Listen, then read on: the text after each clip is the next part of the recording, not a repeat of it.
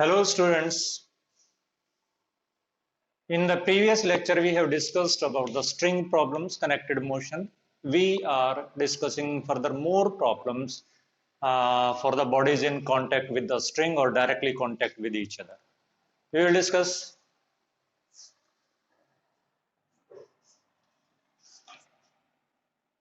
problem solving approach.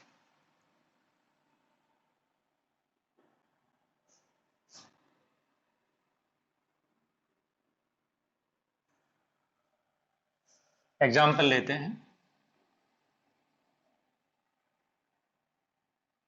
We have three objects A, B,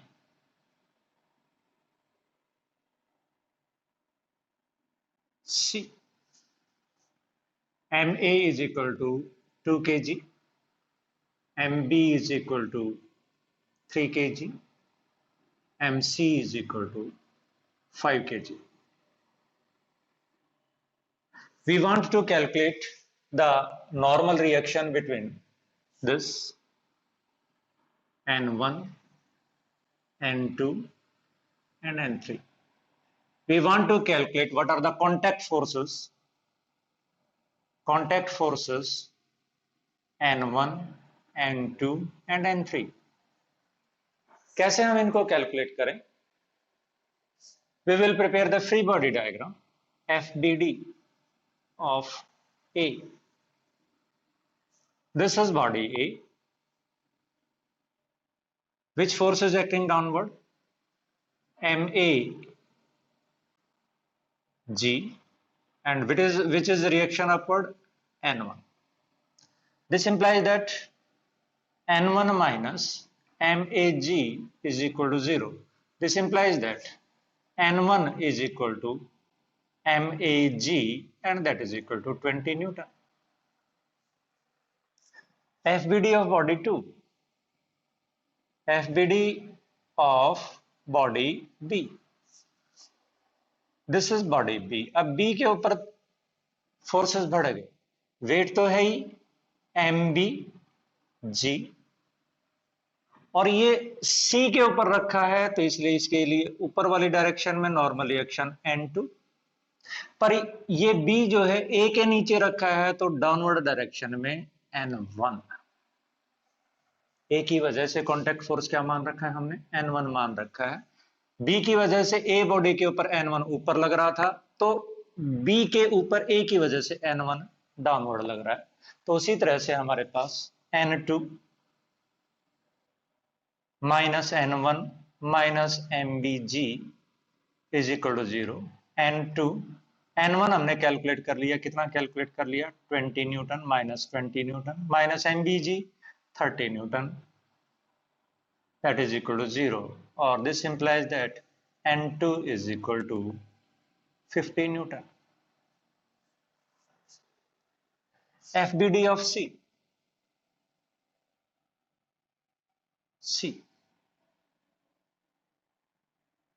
Weight definitely MCG downward. C जो है ये surface के ऊपर रखा है. ये हमारे पास सरफेस है, रिजिड सरफेस है. इस रिजिड सरफेस की वजह से N3 ऊपर, पर B और C के बीच में कॉन्टैक्ट फोर्स है वो डाउनवर्ड. हमने C के ऊपर N1 नहीं लिया क्योंकि N1 A और B के बीच में फोर्स था. ना C के ऊपर A का वेट कंसीडर किया क्योंकि A के साथ C के साथ तो A बॉडी कॉन्टैक्ट में ही नहीं थी. ठीक है, क्या हुआ हमारे पास? ये N3 minus N2 minus MCG is equal to 0.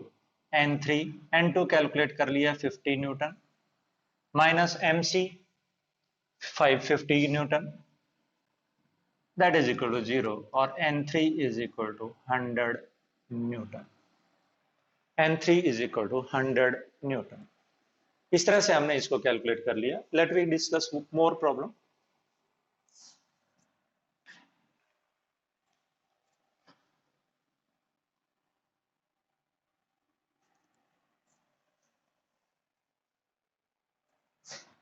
Example,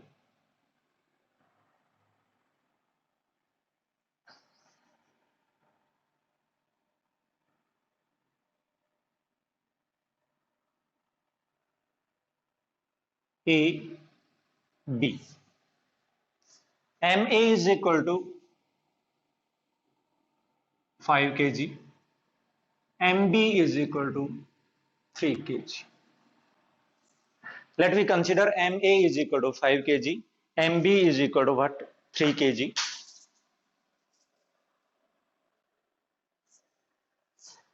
Let me discuss. F is equal to 20 Newton we are applying. F किसके बराबर अप्लाई कर रहे हैं? 20 न्यूटन हम अप्लाई करके चल रहे हैं. तो what is contact force between A and B? Let it be N. And what is the acceleration produced? What is acceleration produced? तो दोबारा से FBD of A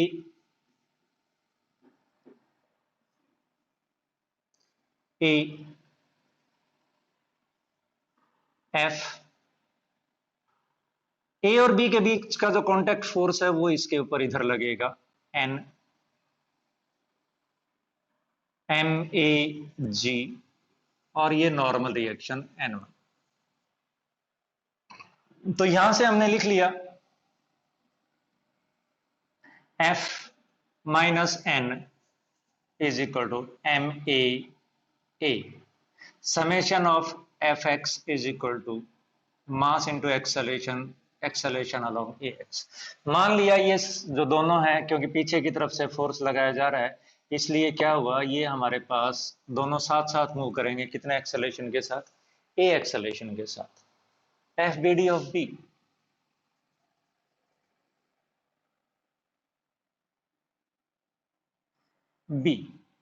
B के ऊपर डायरेक्ट F फोर्स नहीं लग रहा, B के ऊपर तो कॉन्टैक्ट फोर्स लग रहा है. किसकी वजह से? A की वजह से. और वो कॉन्टैक्ट फोर्स हमने क्या मान रखा है? N.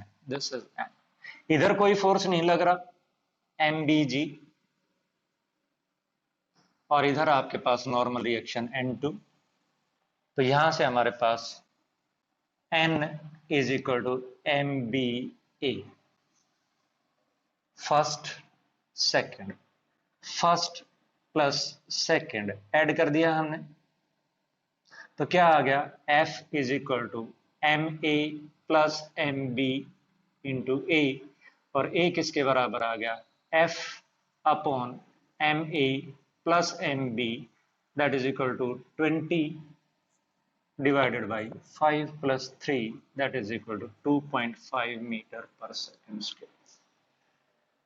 Putting second Fn is equal to MB into A, that is equal to 3 into 2.5, that is equal to 7.5 Newton. This is the solution. इस तरह से हम इसको कैलकुलेट कर सकते हैं. इसी तरह से एक और क्वेश्चन हम डिस्कस करके चलते हैं.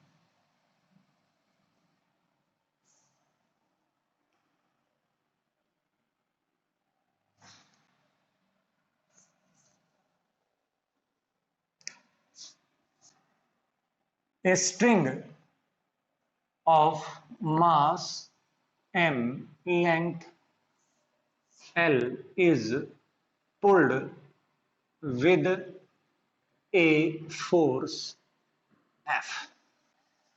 A string of mass m and length L is pulled with a force F. Calculate tension in the string at a distance L from free end.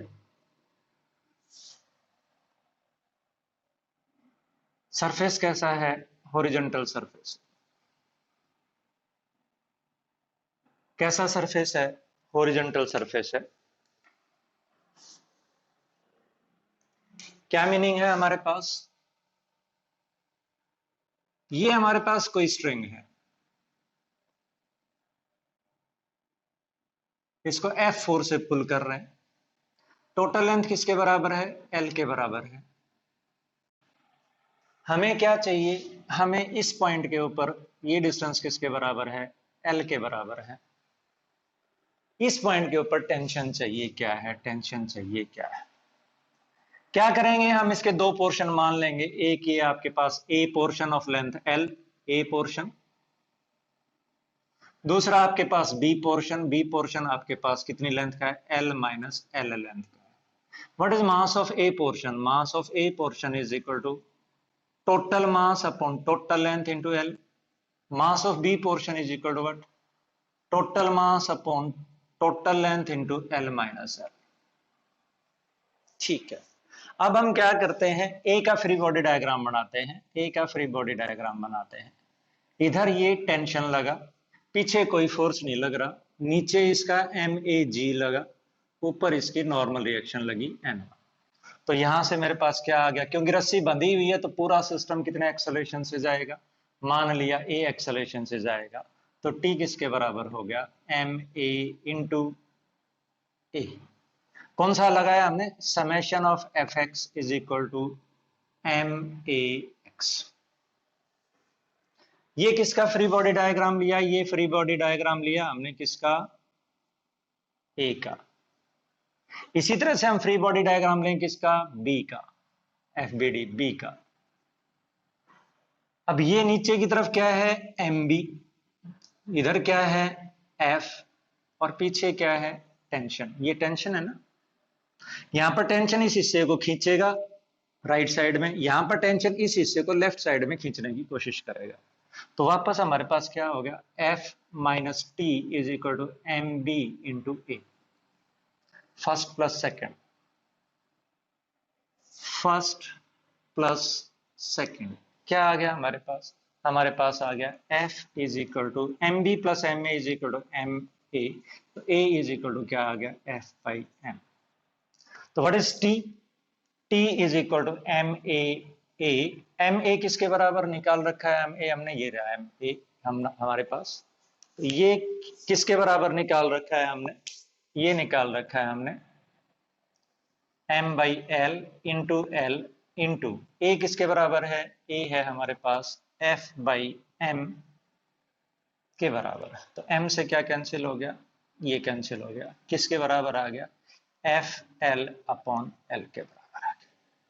ठीक है, तो ये हमारे पास टेंशन कैलकुलेट करके आ गया। और क्वेश्चंस कैलकुलेट करके चलते हैं।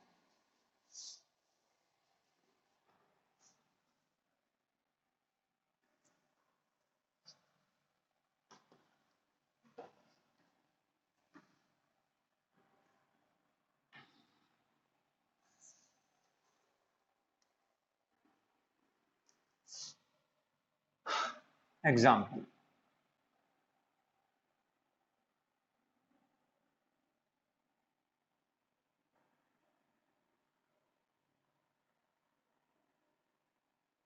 ये एक वेज है,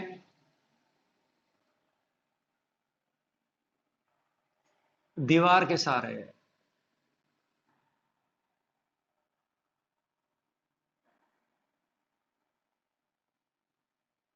यहां से रस्सी की हेल्प से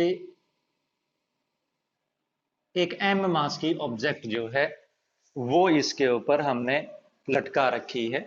ही is asking that what is the normal reaction by wedge on the block. ये वेज है, ये ब्लॉक है, वेज है, ये थीटा है। Normal reaction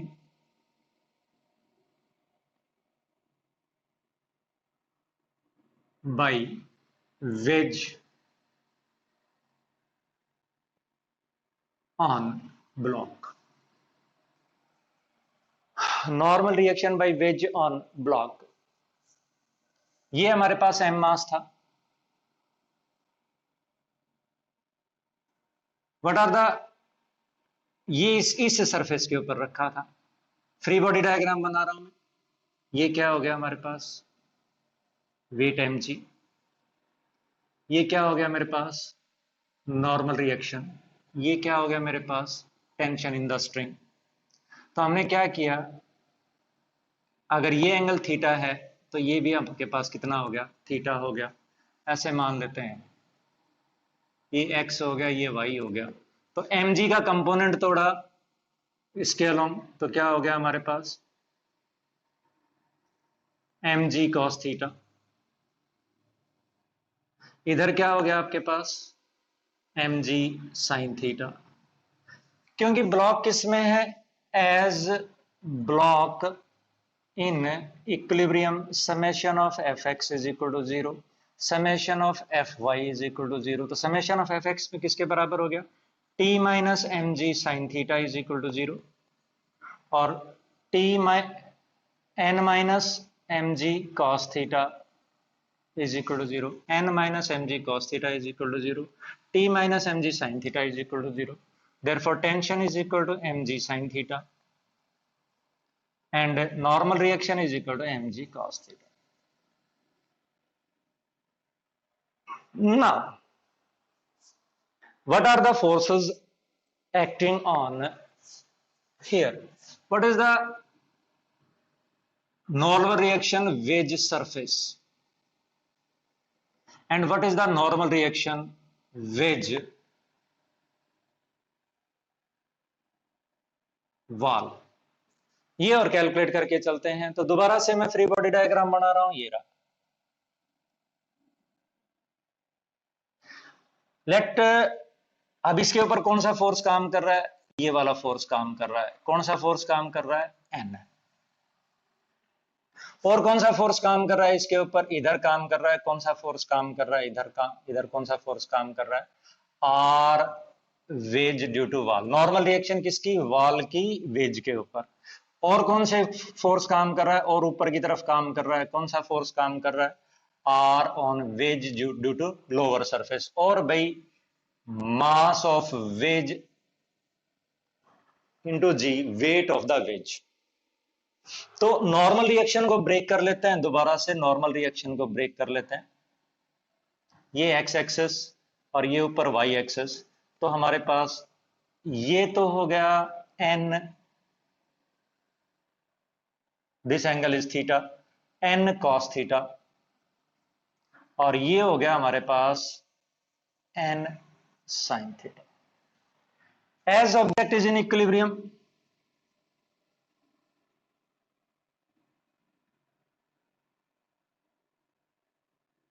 summation of F X is equal to 0। ढूंढता हूं समेशन ऑफ एफ एक्स क्या है। ये नॉर्मल रिएक्शन है। नॉर्मल रिएक्शन जो है, यहां पर ये एंगल थीटा बना रही थी, तो नॉर्मल रिएक्शन की ये डायरेक्शन है। इसका इधर की डायरेक्शन में कंपोनेंट क्या हो गया, एन साइन थीटा।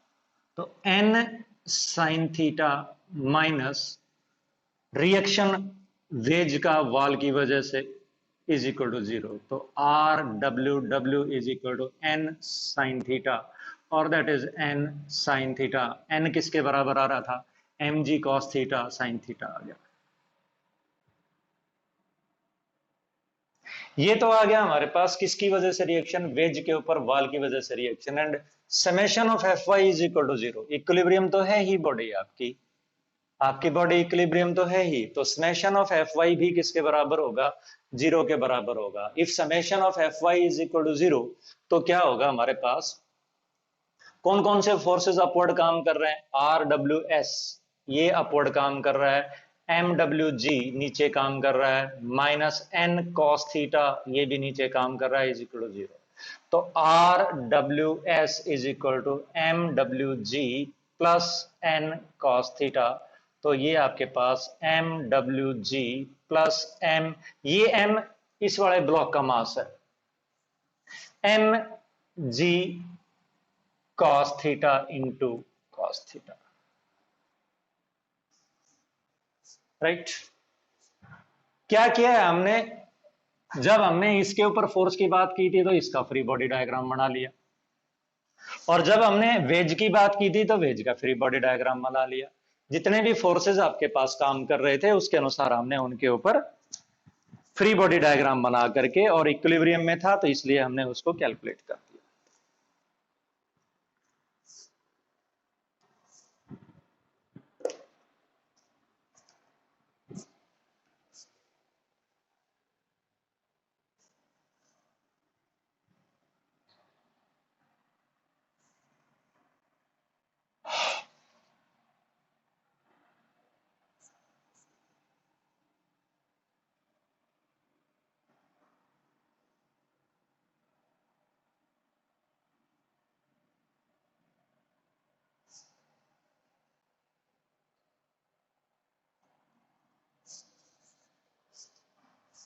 एग्जाम्पल,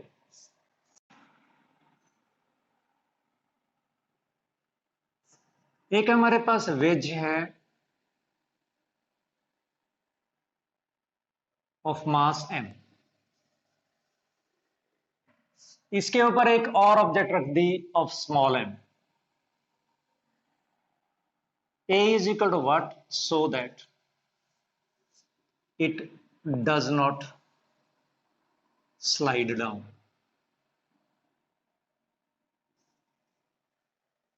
अब क्या हुआ हमारे पास, अब अगर ये बॉडी है, इसके अंदर इधर एक्सेलरेशन a आ रहा है, तो ये एक सूडो फोर्स एग्जर्ट कर रहा है इस डायरेक्शन में, कितना, ma। भाई न्यूटन का सेकंड लॉ क्या कहता है, न्यूटन का सेकंड लॉ कहता है force is equal to ma। तो इसके ऊपर अगर ma इधर फोर्स लग रहा है तो वी कैन अज्यूम दैट इधर भी फोर्स किसके बराबर लग रहा है, ma के बराबर। और कौन सा, ये ऐसे है,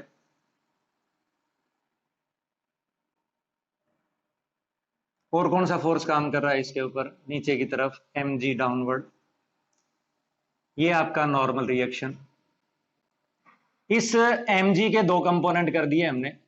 अगर ये हमारे पास थीटा है तो ये हमारे पास थीटा होगा, ये भी हमारे पास थीटा होगा, mg cos थीटा, और इधर क्या होगा आपके पास, mg sin theta, right. ma के भी दो कंपोनेंट कर दिए हमने।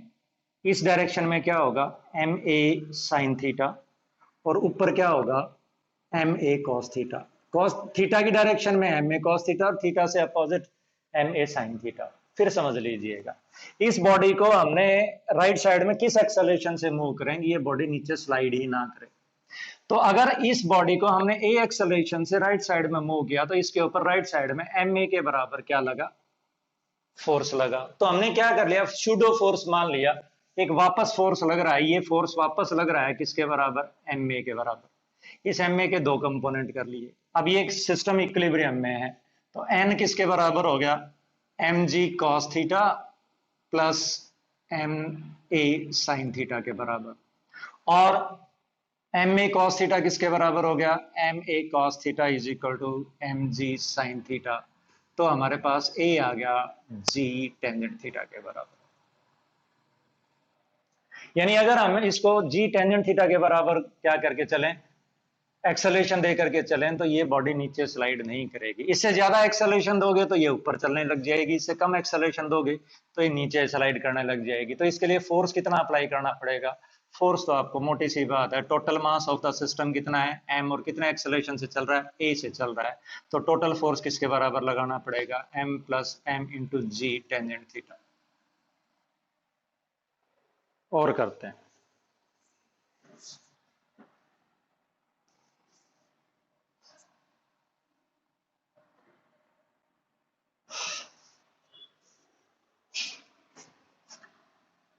एक स्ट्रिंग है,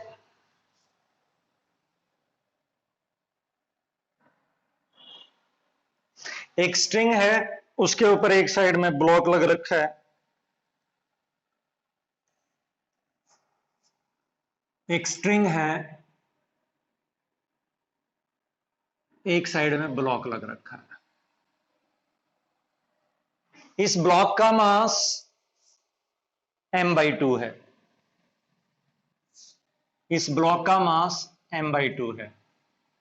एक लड़का इधर से चढ़ रहा है,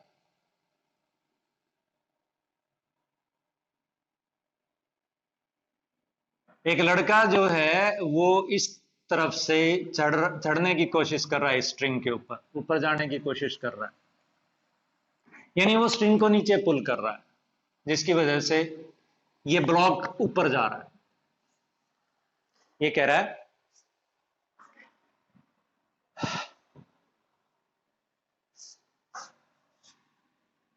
एक्सेलेरेशन जो है ऑफ मैन ले लेता हूं मैं with respect to string is equal to g/4। Acceleration जो है इस आदमी का इस स्ट्रिंग के रेस्पेक्ट में किसके बराबर है? g/4 के बराबर है। इस आदमी का मास किसके बराबर है? m के बराबर। ठीक, acceleration of man with respect to string is g/4। ठीक है, मान लेते हैं ये जो है हमारे पास कितने एक्सेलेरेशन से ऊपर जा रहा है? a एक्सेलेरेशन से ऊपर जा रहा है। This is going upward with acceleration what? a। और ये कितने एक्सेलेरेशन से ऊपर जा रहा है? g/4 एक्सेलेरेशन से ऊपर जा रहा है। पर स्ट्रिंग किस एक्सेलेरेशन से नीचे आ रही है? a एक्सेलेरेशन से नीचे आ रही है। तो ये आपके पास acceleration of man with respect to ground हो गया। Acceleration of man with respect to ground हो गया। भाई आदमी किस एक्सेलेरेशन से ऊपर जा रहा है? g/4 एक्सेलेरेशन से ऊपर जा रहा है with respect to string. String को पकड़ पकड़ कर खींच रहा है, बेशक वो नीचे आता हो पर वो तो स्ट्रिंग के ऊपर चढ़ने की कोशिश करता है। तो g/4 माइनस a। तो what is acceleration? m is given to be, m is given to be. m की कोई वैल्यू नहीं दे रखी है, बस ये कैलकुलेट करना है। What is the tension? Tension in this and acceleration in block. तो उसी तरह से FBD ऑफ ब्लॉक, ये ब्लॉक है, m/2 मास का है, ऊपर की तरफ टेंशन लग रहा है, नीचे की तरफ इसका वेट लग रहा है, और ये ऊपर जा रहा है। किस एक्सेलेरेशन से जा रहा है? a एक्सेलेरेशन से जा रहा है। तो हमारे पास t माइनस m2g is equal to m/2a। FBD of man,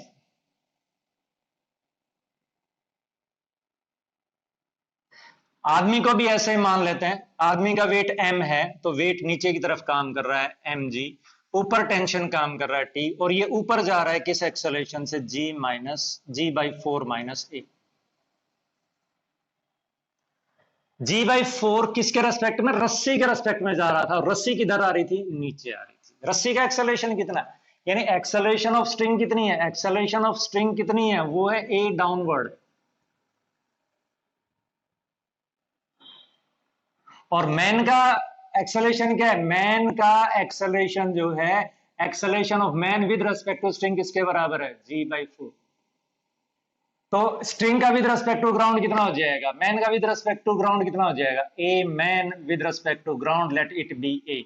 तो क्या हो गया हमारे पास? a man with respect to string is equal to a man minus a string with respect to ground. ये आपके पास आ जाएगा। तो यहां से हमारे पास कैलकुलेट होकर के आ जाएगा, ये कैलकुलेट होकर के आ जाएगा। तो क्या हुआ हमारे पास? ये अप्लाई कर देते हैं। क्या अप्लाई कर देते हैं? t minus mg is equal to m into g/4 minus a। This is equation number second, this is equation number first. First में सेकंड ऐड कर दें। देखिए ये स्टेप क्या है? a string with respect to ground, a downward, a string with respect to ground, a downward, मतलब ये हो गया मेरे पास minus a। a man with respect to string g/4 upward, a man with respect to ground क्या होगा? a dash, वो calculate करना है। तो क्या फार्मूला होता है हमारे पास? a man with respect to string is equal to a man with respect to ground minus a string with respect to ground. तो ये हमारे पास माइनस a था, माइनस माइनस प्लस a हो गया। Man with respect to ground निकालना है a dash, और ये कितना है? g/4। तो a डैश किसके बराबर हो गया? g/4 माइनस a, जो कि हमने लिख रखा है। तो फर्स्ट में ऐड कर देते हैं सेकंड, फर्स्ट में ऐड नहीं, माइनस करते हैं, माइनस माइनस करते हैं। ये हो गया मेरे पास t minus mg is equal to m g/4 minus a minus plus minus, T से टी कैंसिल हो गया, तो क्या बच गया, ये हमारे पास m/2g इज इक्वल टू, ये हमारे पास माइनस हो गया, तो एक तो आ गया मेरे पास m/2a और फिर दूसरा आ गया मेरे पास m/2a, दूसरा आ गया मेरे पास -ma, और क्या आ गया मेरे पास -mg/4। तो ये इधर जा करके क्या हो गया हमारे पास m/2g plus mg/4 is equal to -m/2a।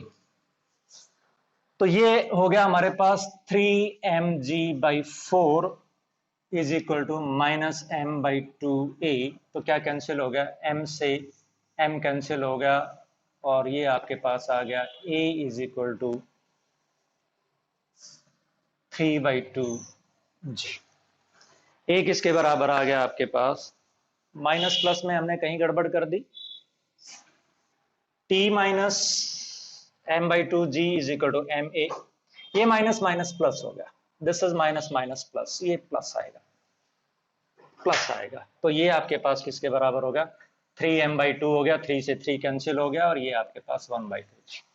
तो a किसके बराबर आ गया आपके पास, g/2 के बराबर आ गया, और a की वैल्यू बाद में फिर इसमें से हम किसी में भी पुट करके इसमें पुट कर देते हैं, a की वैल्यू इसमें पुट कर देते हैं, वी विल गेट टेंशन, यानी t किसके बराबर हो गया हमारे पास m/2 into a g/2 minus m/2 g। तो ये हमारे पास किसके बराबर हो गया, टेंशन किसके बराबर हो गया, प्लस हो गया ये, तो ये हो गया मेरे पास 3/4 इंच। ऐसे कैलकुलेट करते हैं, फिर बता देता हूं, ये m/2 एक्सेलरेशन से ऊपर जा रहा है, ए आप वीडियो भी रिवाइंड कर सकते हैं, ये m/2 एक्सेलरेशन से ऊपर जा रहा है, तो ये स्ट्रिंग a एक्सेलरेशन से ऊपर जा रहा है, तो ये स्ट्रिंग जो है ये a एक्सेलरेशन से नीचे आ रही है, और ये लड़का जो है या आदमी जो है इस स्ट्रिंग के ऊपर g/4 एक्सेलरेशन से ऊपर चढ़ रहा है, तो इसका नेट एक्सेलरेशन किसका है, g/4 तो ऊपर जाता है, g/4 तो ऊपर जाता है, पर स्ट्रिंग a नीचे आ जाती है, तो नेट ऊपर कितना गया, ये g/4 माइनस a गया, राइट। और एग्जांपल लेने की कोशिश करते हैं,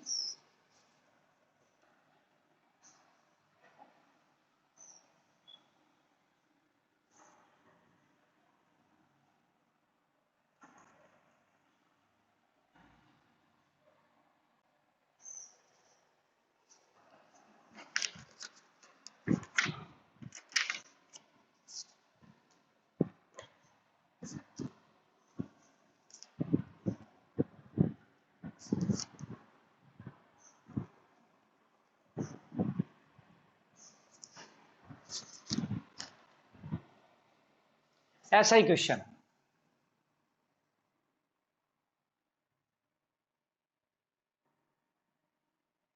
एक स्ट्रिंग इधर है, एक स्ट्रिंग इधर है, एक आदमी इधर ऊपर चढ़ने की कोशिश कर रहा है, एक आदमी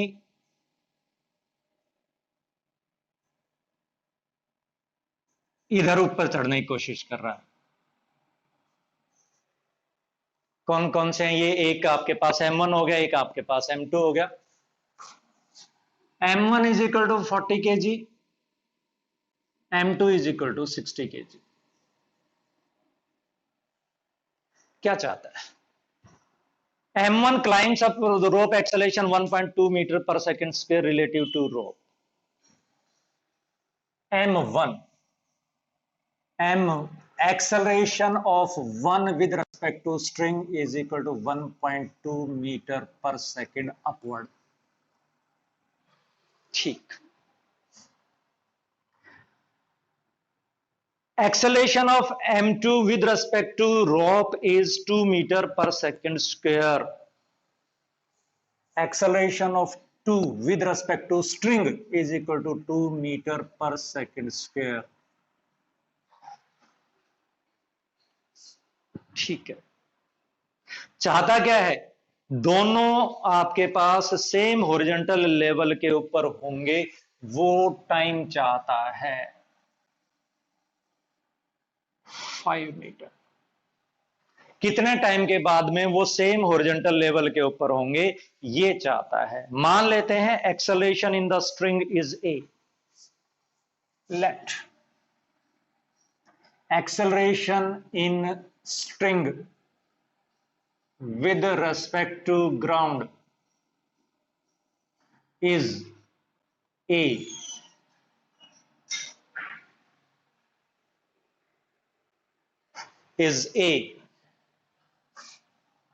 upward for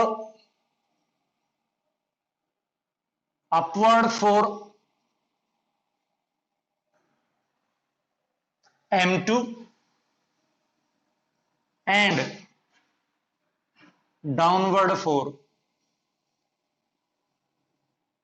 m1, यानी a string with respect to ground is plus a m2 के लिए।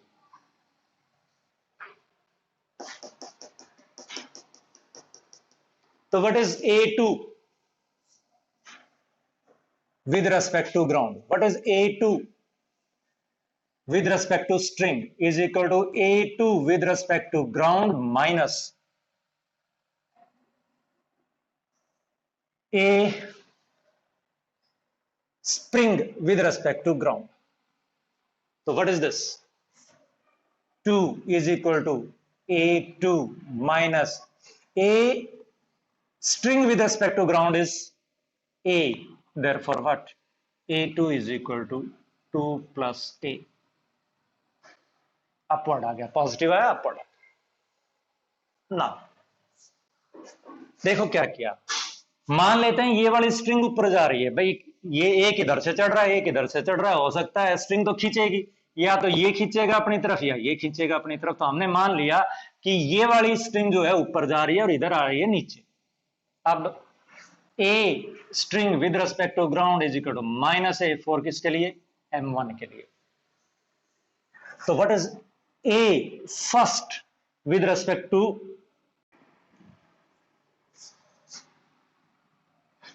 two is equal to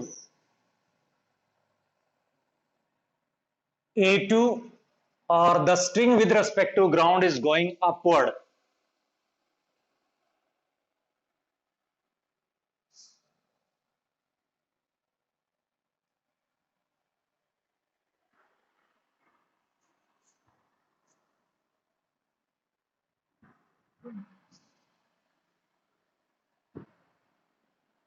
ये भी ऊपर जा रहा है, A2 भी ऊपर जा रहा है।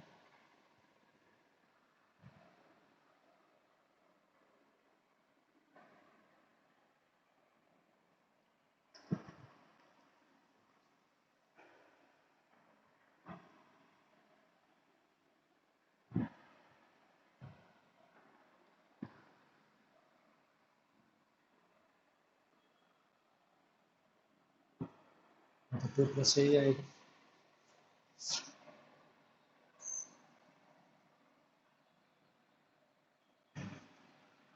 Two plus A. Now what is a1 string, a1 with respect to string? That is a1 with respect to ground minus a1 a string with respect to ground. So what is a1 with respect to string? 1.2 is equal to a1 with respect to ground, we do not know.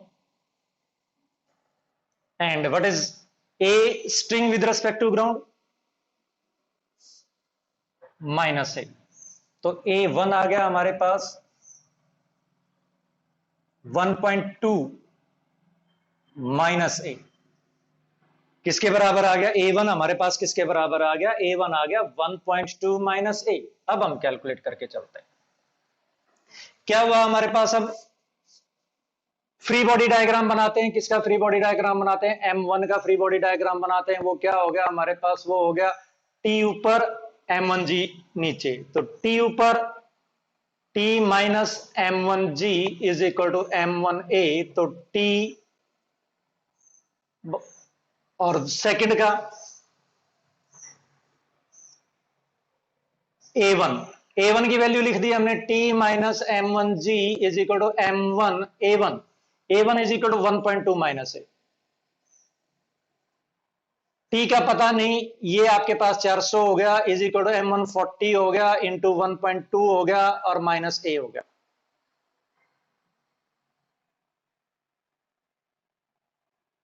तो ये हो गया हमारे पास T minus 400 is equal to 48 minus 40 A.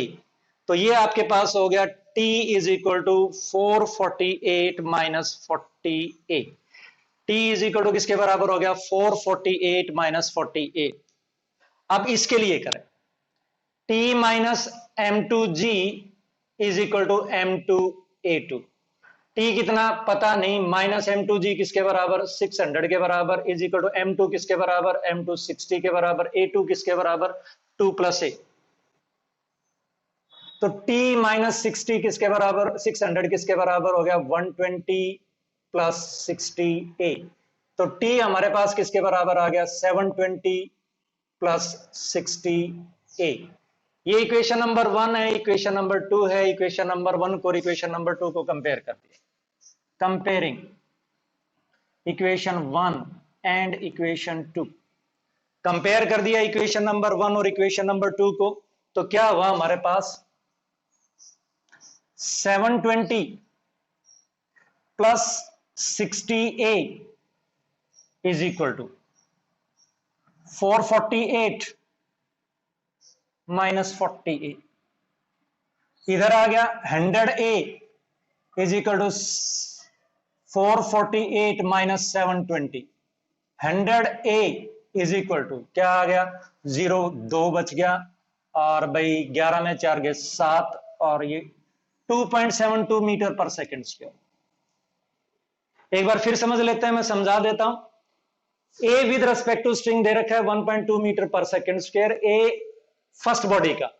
Second body का दे रखा है 2 metre per second square. A second body का with respect to string is equal to A second body का with respect to ground minus A second body का with respect to ground. 2 is equal to A2 minus A. 2 is equal to A2 minus A. दोबारा लिख लिया, A2 is equal to 2 plus A. This is one of the equation. A first body का with respect to string is equal to A first body का with respect to ground minus A string का with respect to ground. Solve कर लिया, A1 is equal to 1.2 minus A. क्या किया हमने? Free body diagram बढ़ाया first body का, ये आ गया। फ्री बॉडी डायग्राम बनाया सेकंड बॉडी का, हमारे पास ये आ गया। सॉल्व कर दिया, एक्सेलरेशन हमारे पास माइनस का आया, माइनस का। तो अब हमारे पास एक्सेलरेशन आ गया माइनस का, स्ट्रिंग का एक्सेलरेशन आ गया। एक्सेलरेशन स्ट्रिंग हमने क्या माना था? हमने माना था राइट ऊपर जा रही है, यानी 2.72 metre per second square right side downward. Right side क्या होगी? डाउनवर्ड।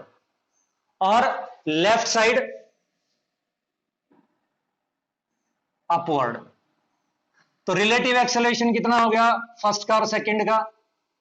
एक ऊपर जा रही है, एक नीचे जा रही है, टोटल हो गया 2.72 multiplied by 2 that is equal to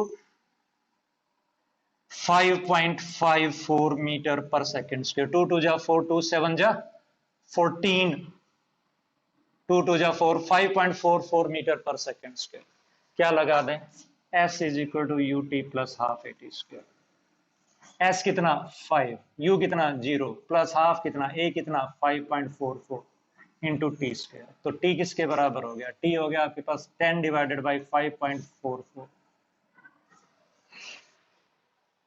आप इस तरह से इसको सॉल्व कर सकते हो, ठीक है। नेक्स्ट,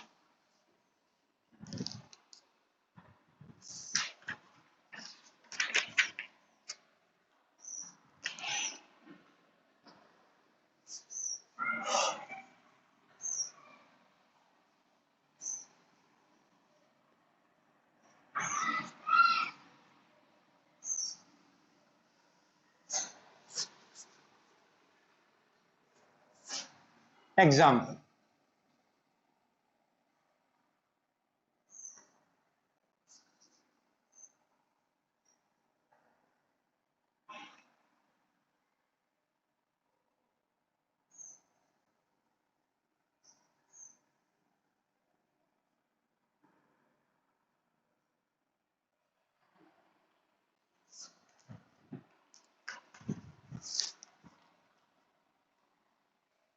एफ फोर्स लगाया, M small M.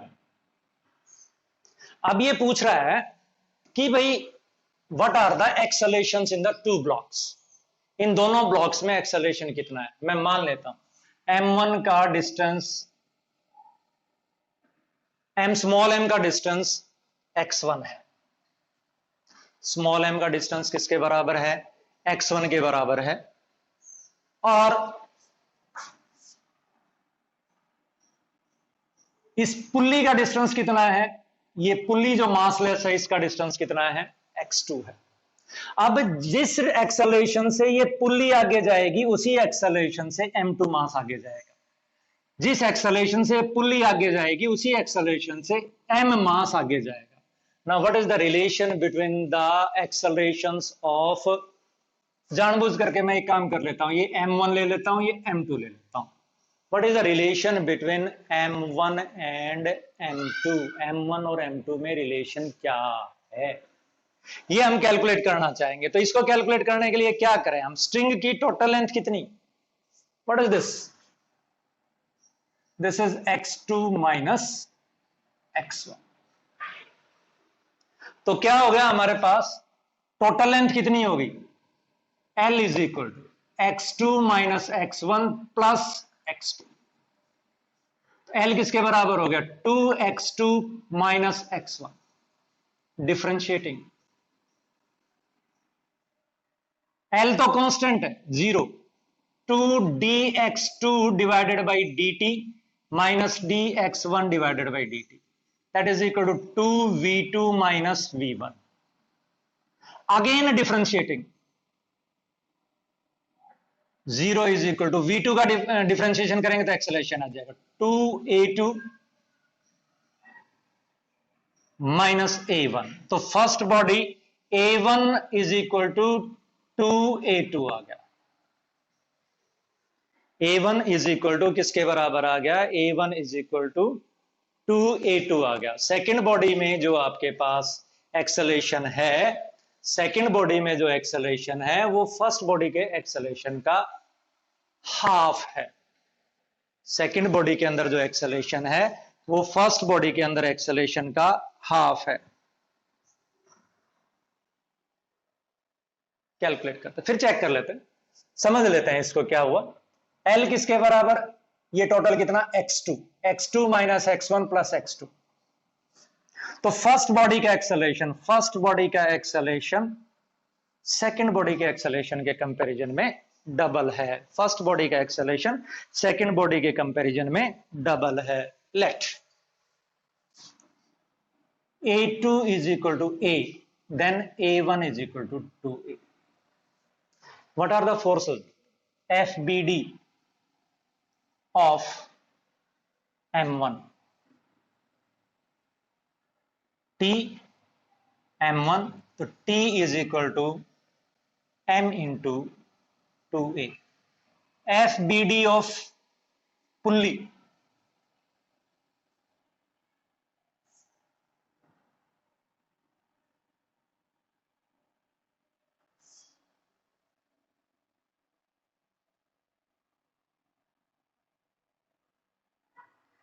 T1 minus 2T is equal to 0, mass of pulley 0 है।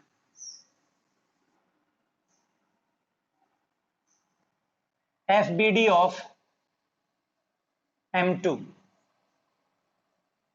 F और ये T1 is equal to 2T, तो हमारे पास हो गया ये F minus 2T is equal to M2A।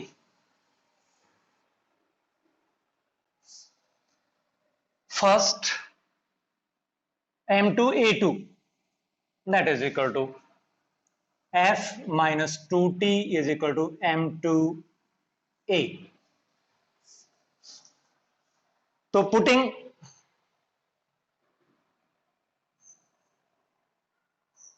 First in second, F minus 2, T कितना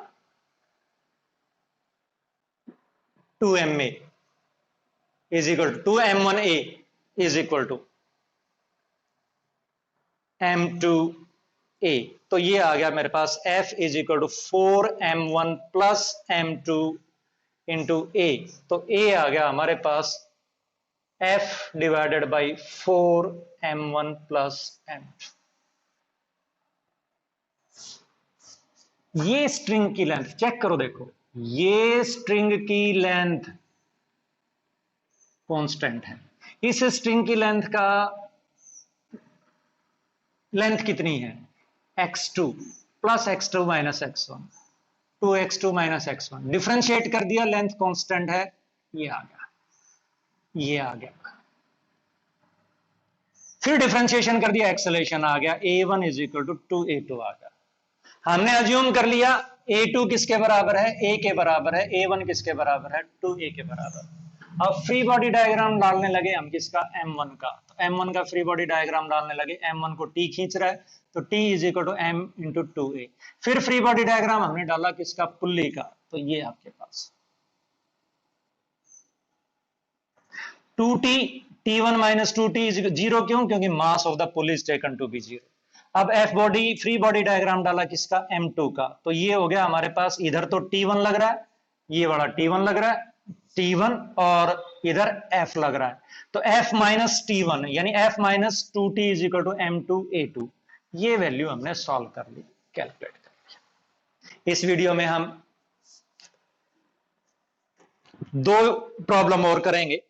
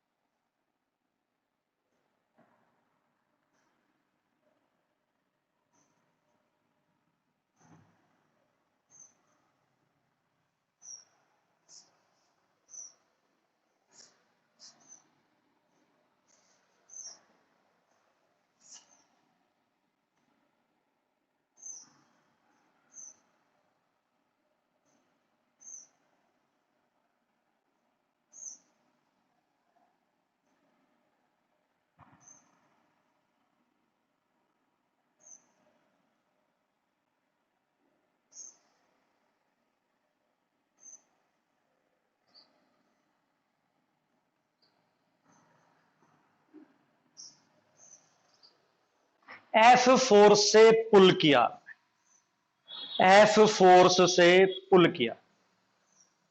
एक का मास किसके बराबर है? m के बराबर है। m1 is equal to m और m2 is equal to 3m। m1 is equal to m और m2 is equal to 3m।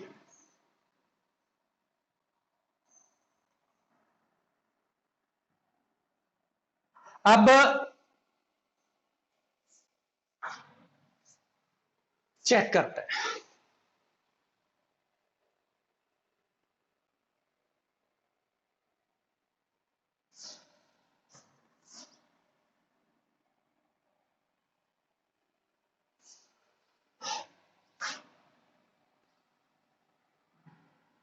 ये हमारे पास फ्री बॉडी डायग्राम डालते हैं। 3m, एफ फोर्स इधर लग रहा है और इधर कितना लग रहा है? 1 2 3 4 5, 5t। m1 is equal to m के ऊपर कितना फोर्स लग रहा है?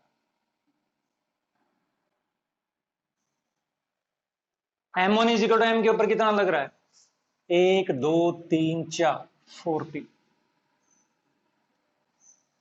अब प्रॉब्लम आती है कि सेकंड बॉडी और फर्स्ट बॉडी में हम एक्सेलरेशन कैसे कंपेयर करें। तो जो काम इन 5 फोर्सेस ने मिलकर के किया है, वही काम इन 4 फोर्सेस ने किया है।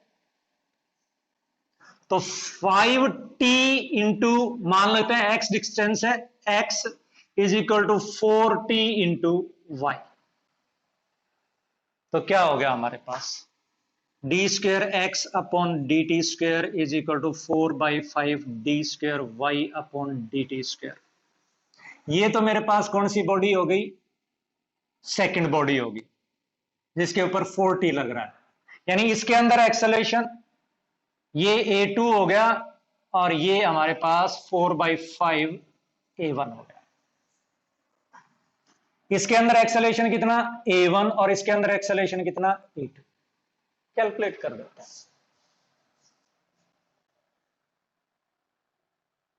F minus 5t is equal to 3m into a2.